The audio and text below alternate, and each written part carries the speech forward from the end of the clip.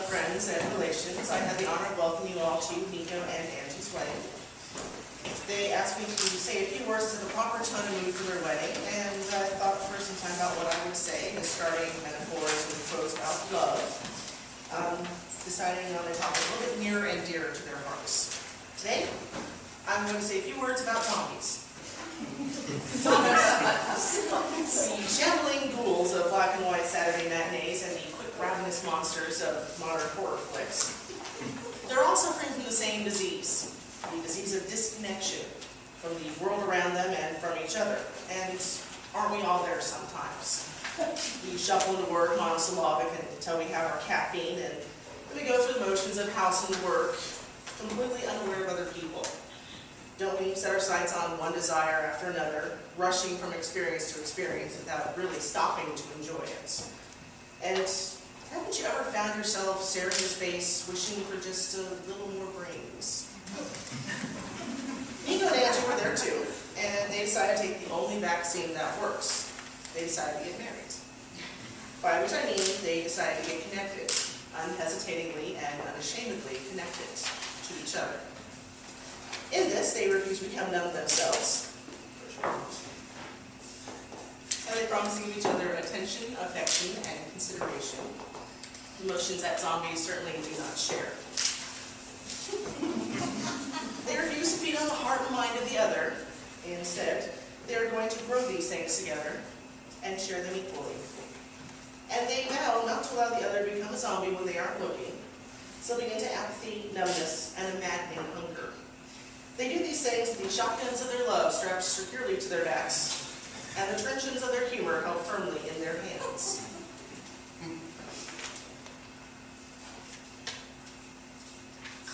Together, they will defend their humanity and their home with all the wit and grace of any spunky heroine and oversized hero.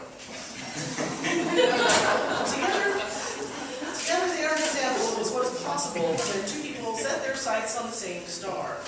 They cut through our 21st century cynicism and prove that, in fact, zombification is not inevitable. That friendship, love, and a desire, when held with both hands, are the only weapons any of us need to stay human. With zombies held at bay by their mutual promises, Angie and Nico are ready to face the monsters of other lives, defending against the Frankenstein co-workers, the soul vampires of false friends, and the mummy of age itself. The adventure they are about to embark on has all the magic of any Hollywood movie and all the terror of a true Lovecraftian horror. After all, Dread Cthulhu has nothing on balancing out family Christmases. But the truest fact is that as long as they stick together, connected to each other, the zombies of life, both real and imagined, apathetic and disastrous, cannot harm them. And at this time, we have our first reading.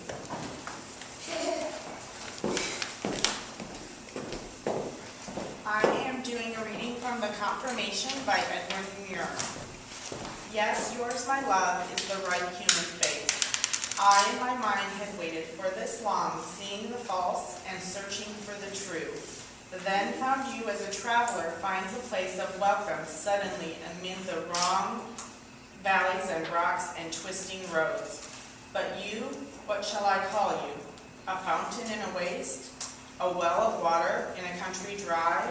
Or anything that's honest and good? An eye that makes the whole world bright? Your open heart, simple with giving, gives the primal deed, the first good world, the blossom, the glowing seed, the hearth, the steadfast land, the wandering sea. Not beautiful or rare in every part, but like yourself, as they were meant to be.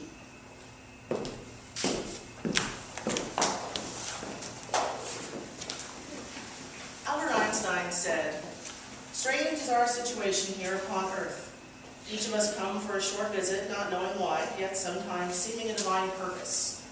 However, there is one thing we do know, that we are here for the sake of others, above all, for those upon whose smile and well-being our own happiness depends, and for the countless unknown souls whose fate we are connected by a bond of sympathy." And now we have a second reading.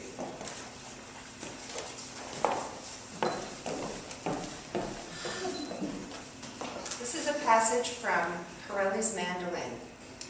Love is a temporary madness. It erupts like volcanoes and then subsides. And when it subsides, you have to make a decision.